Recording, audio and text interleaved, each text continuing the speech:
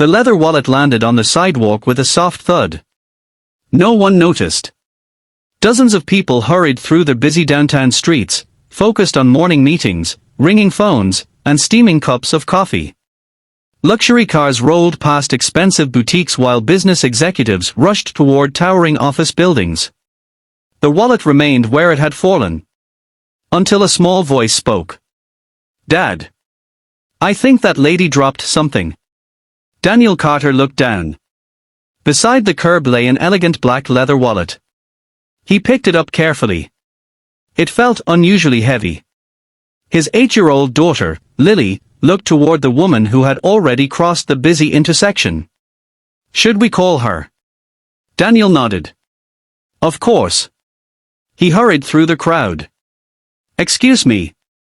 The woman continued walking. Traffic noise drowned out his voice. She entered a waiting luxury sedan before Daniel reached the corner. The car disappeared into the morning traffic. Daniel looked back at Lily. "We'll find another way." He opened the wallet only enough to identify its owner. Inside were several credit cards, a driver's license, and neatly organized documents. There was also something that immediately caught his attention. A thick bundle of cash. Daniel quietly counted only enough to realize it was for more money than he had ever carried himself. Later he would discover it totaled nearly $40,000. Lily looked surprised. "Dad. That's a lot." "It is." She tilted her head. "What if someone else finds it?" Daniel smiled. "That's why we're taking it to the owner." He carefully closed the wallet without looking through anything else. After dropping Lily at school, Daniel drove directly to the address listed on the driver's license. It belonged to Sinclair Global Holdings, one of the city's largest investment firms. The building towered above every neighboring office. Glass walls reflected the bright morning sun. Inside the elegant lobby, security officers looked suspiciously at Daniel's worn work clothes. He had been on his way to a plumbing repair before finding the wallet. His faded jeans carried small paint stains. His boots had seen better days. One guard stepped forward. "Can I help you?"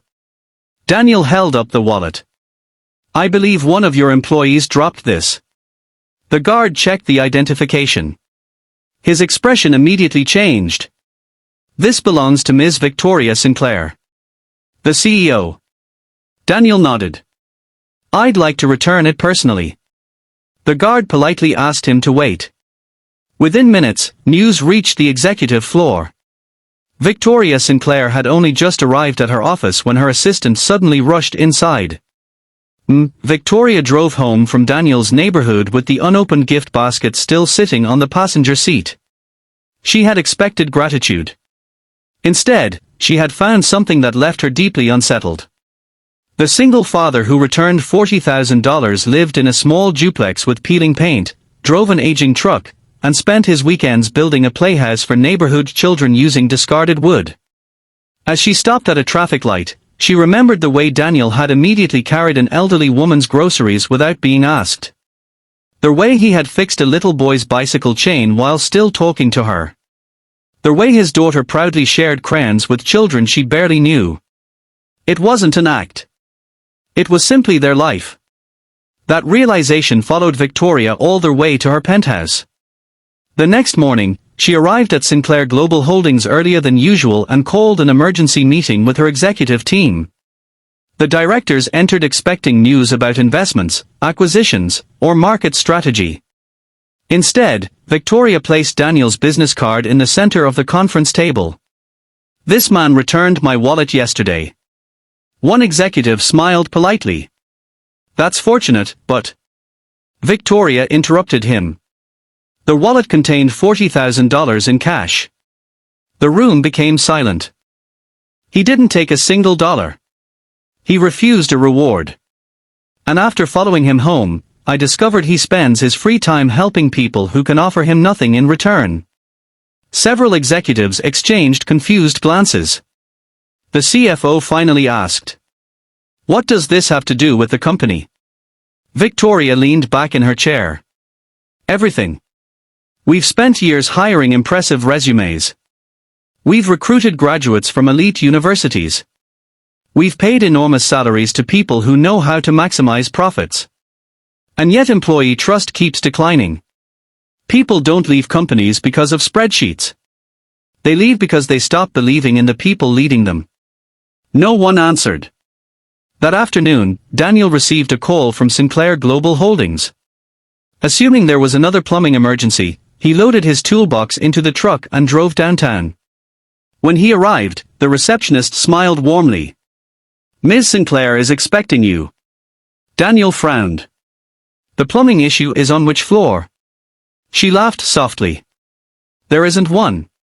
10 minutes later, he stepped into the executive boardroom carrying his toolbox. The sight made several directors blink in surprise. Victoria stood to greet him.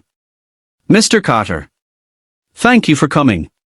Daniel looked around the room. "I think there's been a misunderstanding. I'm the plumber." Victoria smiled. "Actually, you're the person I wanted everyone to meet." He slowly set the toolbox on the floor. "Why?" She walked to the window overlooking the city. "Because yesterday you showed me something I haven't seen in a long time. Character." Daniel shifted uncomfortably. "I just returned a wallet." "No. You returned it without hesitation.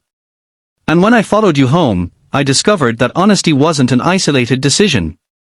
It was part of who you are." The directors listened carefully now. Victoria continued. "Mr. Carter, how long have you worked in plumbing?" "About 4 years." "What did you do before that?" Daniel hesitated. "I managed operations for a regional construction company. I left after my wife passed away. My daughter needed me more than the job did." The room grew quiet. Victoria opened a folder and slid it across the table. "I'd like to offer you a position." Daniel looked confused. "As a maintenance contractor?" "No. As Director of Community Partnerships and Employee Culture." He stared at the document. "I don't have the qualifications for this." "You have the qualifications I'm looking for." "I don't have an MBA. I already have plenty of MBAs in this building. What I don't have enough of are people employees can trust." Daniel looked down at the offer again. The salary was more money than he had earned in years. Health insurance. Paid leave. Flexible hours. Education assistance for Lily. He swallowed hard. "Why me?" Victoria answered honestly. "Because you built a playground from scrap wood instead of complaining that children had nowhere to play. Because you helped an elderly neighbor before anyone asked. Because your daughter learned generosity by watching you. And because anyone who can walk away from $40,000 when he desperately needs money is someone I want helping shape this company." Daniel didn't accept immediately.